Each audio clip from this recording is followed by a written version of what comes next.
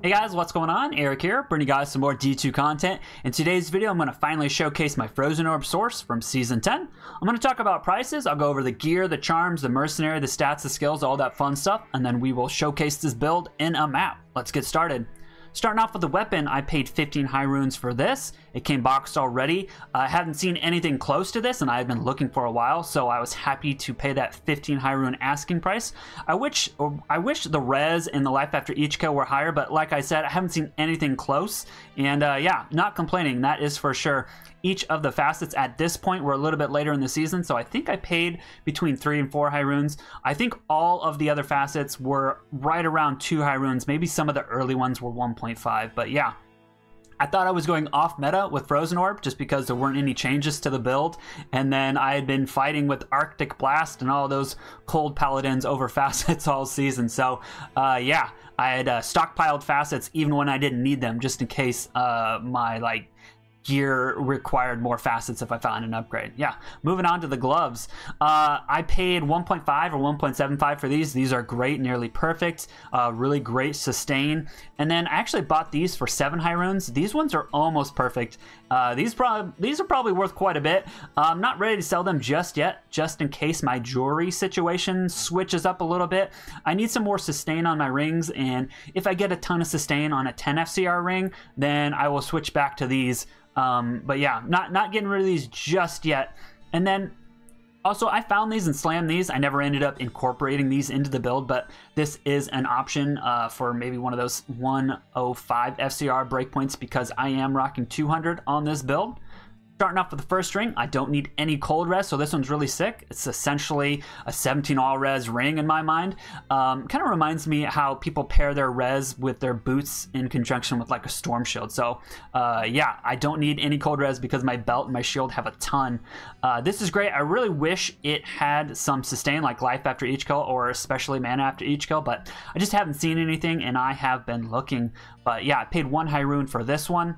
Paid 2 for this one. Has a little bit of life after each kill. I think I settled just because it matches and you do more damage that way. Don't need that cold res. The 5 all res is really low, so a lot of improvement on the rings. There's a lot of room there. For the first pair of boots, I paid 2 high runes for these. For some reason, the silks, especially mana after each kill, have been especially low. I've seen tons of 8 mana after each kill in like the 1 to 2 high rune. 1 to 2 high rune range. I don't know why the price hasn't shot up. It's not a bad thing, but all previous seasons, maybe there's not a ton of builds utilizing these. I'm not sure.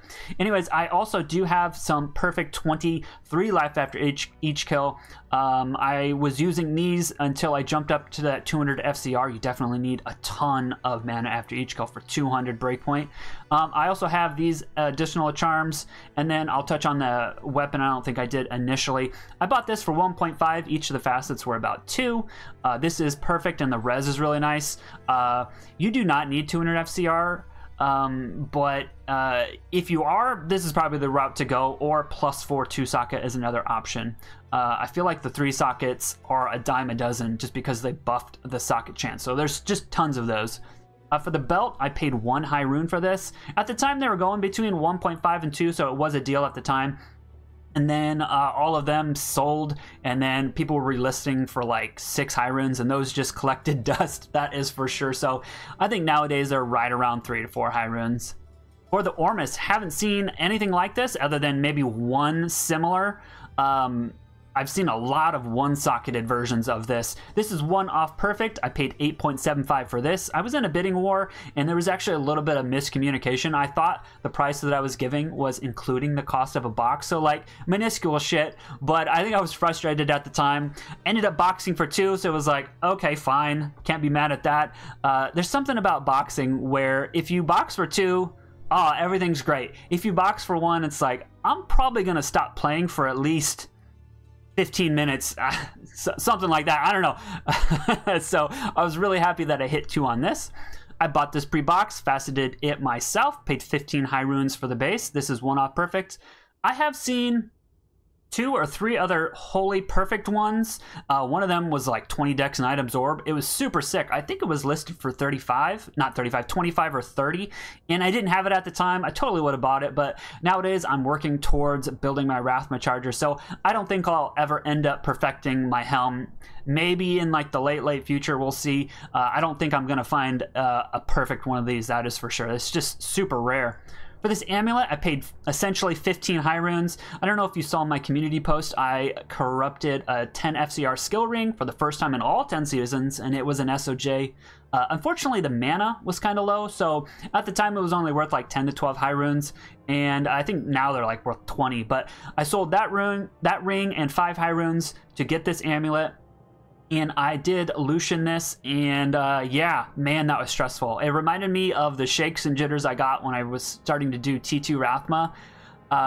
Prior to getting this amulet, I had a really sick amulet. Again, I posted it to my community post that I actually crafted and corrupted myself. It was a +3 with some other sick rolls, and I went to Lucian it.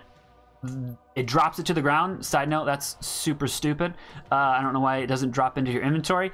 And it corrupted. Dropped it to the ground. It was still a craft. And I went to pick it up, and the game dropped. And it took an hour to get back into the game. And it reverted back. And I'm like, okay, I still got it at least. And then the guy who did the service for me waived the fee. I gave him the mats.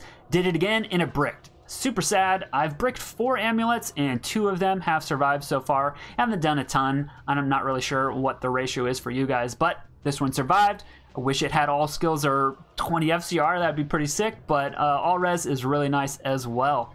Moving on to the shield, I paid 2 high runes for this, boxed to myself. Each of the facets were 2 high runes. This one is pretty sick, and I think I actually had a second one. I got a second one when I was considering using res jewels.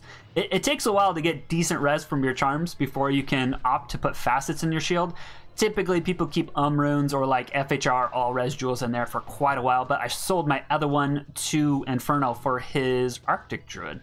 All right, moving on to the Switch. I paid 6 high runes for this. Actually didn't know it was in a Scourge. That explains the 6 high rune costs. Typically, these are close to like 7 to 8 if they're in a flail or a crystal, but I'm not complaining. I have the attributes, plus my other character can use this as well. Moving on to the shield, I paid 5 high runes for this, boxed it myself, got 2 sockets. Yeah, just style points, doesn't really matter, but it looks super clean. Moving on to the charms, again, I have a couple of these for Switch. There's a lot of freedom in how you want to achieve your hit recovery, whether you want to hit 60 or 86. I think I noticed a difference jumping up to 86, but it's, I don't know, in the end, it's kind of a wash. I will say when you do get hit recovered, put into that animation, it is super annoying to deal with. So if you want to hit 86, I recommend it, that's for sure. All right, moving on to the charms. The torch, I paid 1.75 for this. I have been looking for something closer to perfection, but the 60/20s that I've seen had low energy and light radius, and if I'm gonna go for perfect, I want it to look just a little bit cleaner, a little bit more rounded stats. For the Annie, I had been eyeing one that was posted for like 20 high runes, but unfortunately it ended up expiring. I wasn't able to buy that one. It was better than this. And maybe that guy went to PoE too, who knows. But this one was posted for 18, I offered 16 and got it for that. For the 4 FHR GCs, I paid 1.0 for each of these. This 38 lifer, I do want to upgrade this. I paid 0.75 for this, 1.0 for this, 2.0, 2.0, and then 0.5 for my Geed. For the 2 5 poison res ones, I paid a Vex each.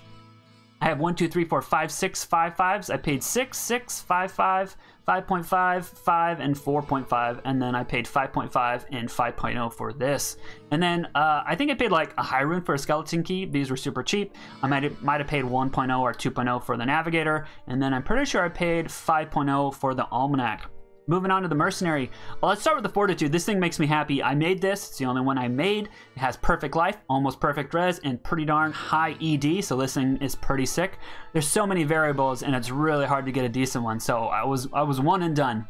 This is actually the second Infinity I made. I found a 13% base, and it rolled relatively low. I actually ended up selling that for the cost of the Infinity itself, so I had another chance once I found another 15%. So I did find the base, re-rolled it. We hit 300. I think if I find another base, I'll try to get closer to that 340, but 300, it's still looking pretty clean. Moving on to the gloves, I paid a Vex for these. The belt, 10 with perfect 815. I paid 1.5 for this. I paid 0.75 for the boots, and then the helm was like 1.5. You can go either route, whether you want to go COA, which is great for curse reduction in conjunction with like a NOS coil, but I'm hitting that 105, and then these are just plain 15s. Maybe eventually I'll switch out for some EDIS jewels. I have a couple low ones that I was considering putting in here. We'll see. I don't know if I'm going to change them or not.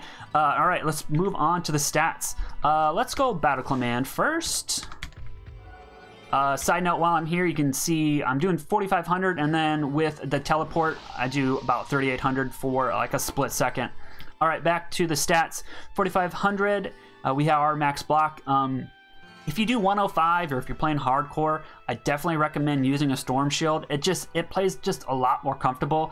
The way I play, you can't quite teleport directly into mobs. You kind of want to teleport right in front of them so you don't get hit and set into hit recovery animation. But I figure if you're rocking a Storm Shield with all that damage reduction, then you could probably just teleport into it and not care as much.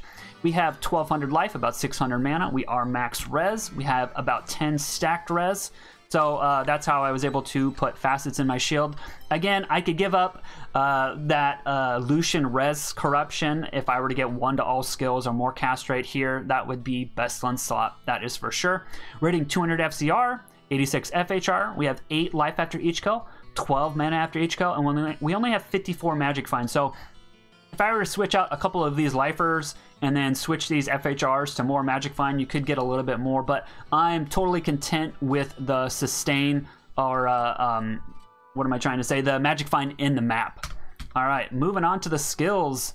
Let's start with the 1 point wonders. 1 point into warmth, 1 into static, 1 into telekinesis, and then I maxed out teleport here to get it down to that negative 15. Unfortunately, they keep altering teleport. Literally, I swear, every single season they tweak it in some way. So the wiki on their website is outdated. I thought I was going to get down to 0 with soft points. If that were the case, I would have reallocated my points differently, that is for sure, but this is the lowest you can go. I am Frozen Orb, and then I put points into their synergies, and then I did max out Cold Mastery. You max Pierce at level 41 Cold Mastery, but the more points you put into it, you get just a little bit more damage. And then when I hit 97, I just put 1 point into Cold Enchant, and that gives my Merc just a few hundred damage. No big deal. I think if I were to respec, just because I'm not going to level to 98, I'd probably take 1 point off of Mastery and put 1 point into Shiver Armor, just for the look. Again, what it does is mediocre, but it looks cool. I don't know. That's what I would do differently. That is for sure. All right, I think that's everything. Let me put this stuff away. All right, and then we will showcase. And if you have any questions, if I missed anything, leave a comment. That is for sure. All right, no extra life. Everything looks pretty good apart from that deadly strike. Hopefully we don't get one shot. We are going to set a timer, and we are shooting for, oh wow, we are shooting for 6 minutes. That was kind of scary looking. What is that? Garbage. Again, I want to touch on the 200 FCR thing. You definitely do not need to hit 200 FCR to have a good time on here. Do I notice it? Yeah. Is it minuscule? Yeah. It feels a little bit smoother. I feel like in between animations, like let's say you teleport and then attack and teleport and attack, like that is just a little bit smoother. That is for sure. Let's pick these up. These could be good. I always pick up potential War Fists, so Hatchet Hands and Fascias. Even if they're non-F, like let's say they had 500 ED and you corrupted, they would be worth a vial. So I still pick those up. The time that I'm shooting for 6 minutes does include looting, that is for sure. If you're gonna rock T2s, this is a really good map. Obviously, Demon Road and this is Scovos are really great maps, but Ancestral Trial is still a really solid map. For T1s, I do everything. Shadows of Westmarch is okay. I really hate those Succubus Witches, even with max block. Those are still really annoying to deal with. You can still do Horizon, but they always have a cold immune that's annoying to deal with as well. So yeah, this is probably my favorite. Really nice corridor map. You just shoot your orbs down, and this is probably one of the most efficient maps for this build. When I do T3s, if I'm trying to get a couple Corlicks just to do Uber Ancients, I will do Cistern. And then, I don't know why I still fight the boss. The boss on Cistern makes me use like 6 Juves if I can't orientate myself just right. Why am I picking up the Scarab? I don't know. I don't know why I'm picking it up. It has no friggin' use. But the Flethalon, or whatever how you pronounce that fire map, that's a really good map as well. Those ones just take a little bit more of a commitment, because this one's about 6 minutes, Sewers is like 5 minutes, Demon Road is closer to 8, and then if I'm doing the T3s, Cistern's still probably 8 minutes, and then that Flethalon's closer to 10 or 12, that is for sure. But again, I really want to stress, if you are having trouble hitting the 200, don't feel like you are missing out. It really is not that big a deal. Like I said, I'm still holding on to my other stuff. I'm at 4,500 with my current gear, but when I was rocking an SOJ and my 3-faceted weapon and my Wisp, I think I was closer to like 4,900 orb. I don't know, I actually haven't retested it since I got all of my other upgrades, but I'm not sure if you can hit 5k. Maybe if you get that really sick elusive 4 to all skills amulet. I am still looking. One thing I didn't touch on, I just realized with my amulet, is the one guy who paid the mirror fee of 10 high runes. He said he was settling, he had been looking for a +4, so those are really rare and hard to find. A lot of the +4 sources that had been posted aren't blood ones, so you miss out on that really helpful life after each kill. That's something I always look for specifically. And yeah, it would be really nice to have more castrate, but the odds of getting a really good amulet with the castrate craft are just so dang low. Like if you're going to spend your Rowls and your Amethyst, the odds of getting a decent amulet are just so dang low. That's why I highly recommend doing the blood and with Am and Rubies. Way more worth your time, especially when people acknowledge that frags have value. Back in the day, frags would be like an rune. People were really reluctant to pay a Mal rune, and now people are kind of willing to pay almost an Ist rune for them. That's something I always hold on to until the value goes up. After I get through that big area, I feel like that's always my light at the end of the tunnel. The rest of this area is pretty clean and straight shot. Whoa there, I'm getting hit by something. I didn't really talk about the pattern. When I do this build, it's really important you get your pattern down. Alright, that's clean enough. I typically cast twice, teleport. Cast twice, teleport. If you see me casting more than twice, it usually means I got hit with an arrow, or I got put into hit recovery, I got hit with the spikes in the ground, and that messes up my pattern. Once you break like 4,000 damage, typically like 2 to 3 orbs is enough to kill something. So you kind of just got to trust the process. Once you send your orbs out, if you direct hit them, you can just teleport through, and then just assume that your orb is going to finish them off. Alright, we are coming to an end here. Let's cross the bridge. And I will have a timer. We'll see if we made it under 6 minutes. If you guys enjoyed the video, leave a like. If you guys have any questions, leave a comment. If you guys want to see more from me, subscribe to the channel. All right, bye.